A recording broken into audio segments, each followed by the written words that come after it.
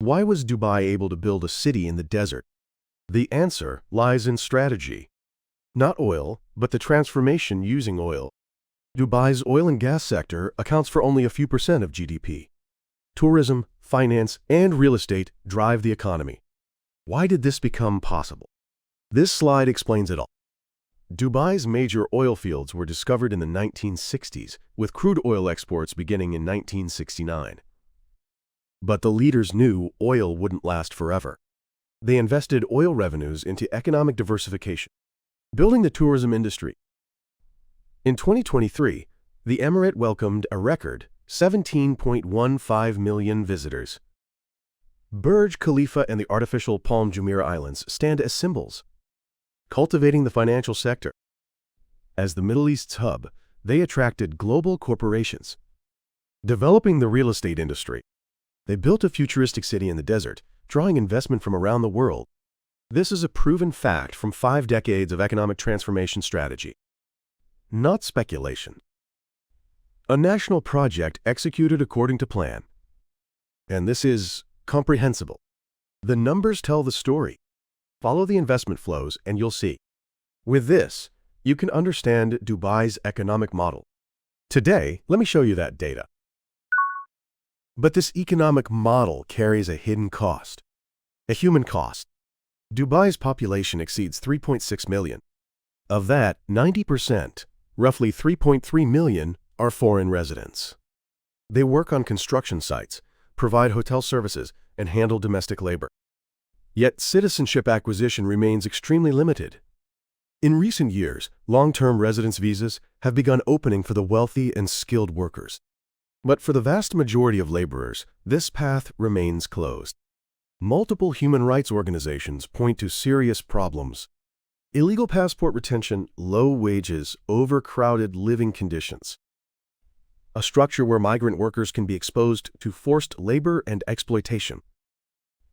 Behind Dubai's gleaming skyline lies this reality. And Dubai faces a battle with nature itself. Climate change. Currently, Dubai's summer average temperature reaches 113 degrees Fahrenheit. In the future, extreme heat and rising humidity will dramatically worsen heat stress. Outdoor work will likely require more frequent time restrictions or stoppages. Dubai has massive desalination capacity of roughly 2.2 million tons per day. Air conditioning is the biggest factor driving peak electricity demand. Dubai's per capita energy consumption is roughly 3 times the global average. Furthermore, new risks have been exposed.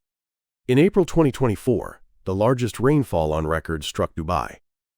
Roughly 10 inches of rain fell in a single day, exceeding the annual rainfall, paralyzing urban functions. The desert city is vulnerable not just to heat, but to unexpected flooding. Climate change threatens Dubai's very survival. Dubai has already experienced one brush with collapse. The 2009 debt crisis.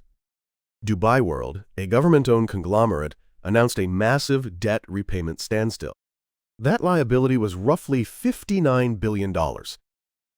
Dubai's overall public debt was estimated to exceed $100 billion.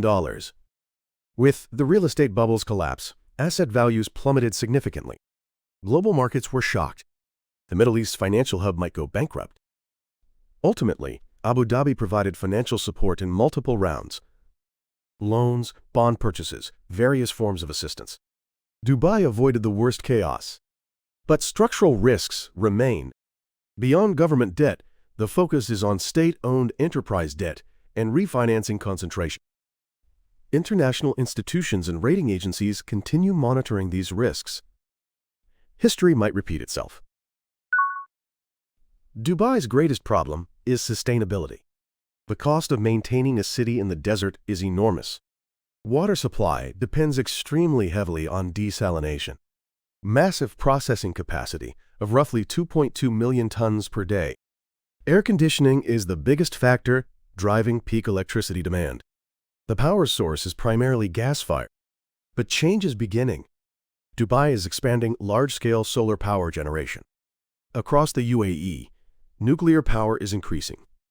The clean energy ratio has risen to roughly 16%. The problem isn't the lack of implementation. It's whether the deployment speed can keep pace with rising temperatures and growing demand. And as temperatures rise, cooling demand increases further. Energy consumption continues expanding. This is a race against time. Can Dubai win this race? Dubai's economic model has another weakness: external dependence. Tourism, finance, real estate. All three pillars are vulnerable to external factors. In 2020, the pandemic struck. Tourist numbers dropped significantly from the previous year. Real estate prices also declined. Dubai's economy took a severe hit. But in 2023, a record 17.15 million visitors arrived. A V-shaped recovery. This dramatic volatility itself proves the risk. They escaped oil dependence but created new dependencies. Dependence on the global economy. Dependence on the flow of global capital. If one pillar wavers, everything wavers. Now, let's organize today's analysis. Here's the summary. First, Dubai's economic transformation. Oil and gas now account for only a few percent of GDP, with tourism reaching a record 17.15 million in 2023 and finance establishing Middle Eastern hub functions. Yet of the population exceeding 3.6 million, 90%, roughly 3.3 million, are foreign residents. Citizenship acquisition remains extremely limited, and this structure presents serious human rights concerns. Second, the climate change threat. Current summer average temperatures of 113 degrees Fahrenheit will see heat stress dramatically worsen in the future with extreme heat and rising humidity.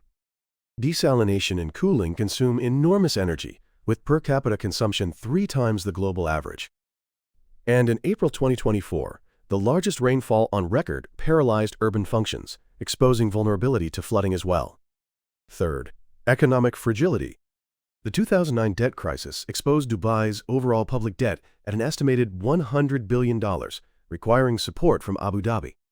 The three pillars of tourism, finance, and real estate are all vulnerable to external factors.